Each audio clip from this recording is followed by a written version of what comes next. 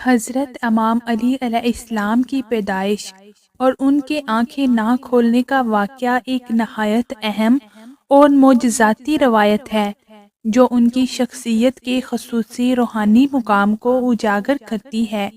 اس واقعے کی تفصیل کچھ اس طرح ہے۔ حضرت علی علیہ السلام کی ولادت 13 رجب کو خانہ کعبہ میں ہوئی۔ جب حضرت فاطمہ بنت اسد خانہ کعبہ کی دیوار کے شق ہونے کے بعد اندر گئیں تو انہوں نے 3 دن تک وہاں قیام کیا۔ ان دنوں کے دوران حضرت علی علیہ السلام کی ولادت ہوئی۔ یہ واقعہ اپنی نوعیت میں منفرد ہے کیونکہ اللہ تعالیٰ نے کعبہ میں ولادت کا شرف صرف حضرت علی کو عطا کیا۔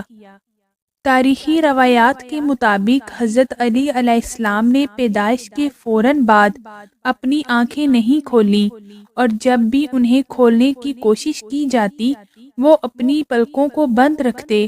یہ واقعہ لوگوں کے لیے حیرانی کا باعث بنا کیونکہ یہ عام فطری حالات سے مختلف تھا۔ یہ روایت بیان کرتی ہے کہ حضرت علی علیہ السلام نے اپنی آنکھیں اس وقت تک نہیں کھولیں جب تک رسول اللہ صلی اللہ علیہ وسلم کو نہ دیکھا۔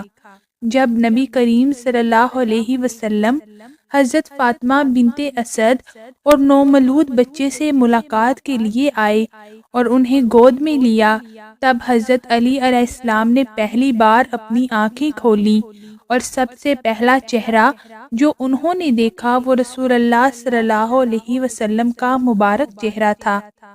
حضرت علی علیہ السلام کے اس عمل کو ان کی ذات کے روحانی مقام اور اللہ کے قرب کی علامت سمجھا جاتا ہے۔ اس واقعے کے کئی پہلو قابل غور ہیں۔ نبی کریم صلی اللہ علیہ وسلم سے خصوصی تعلق۔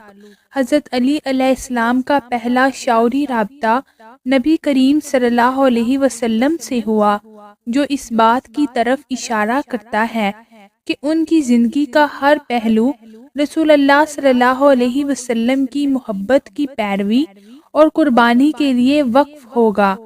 اللہ کی مرضی کی عکاسی۔ حضرت علی علیہ السلام کا آنکھیں بند رکھنا اور پھر رسول اللہ صلی اللہ علیہ وسلم کو دیکھ کر کھولنا اس بات کی طرف اشارہ ہے کہ ان کی زندگی نبی کریم صلی اللہ علیہ وسلم کے ساتھ وابستہ ہے۔ قیادت کی علامت۔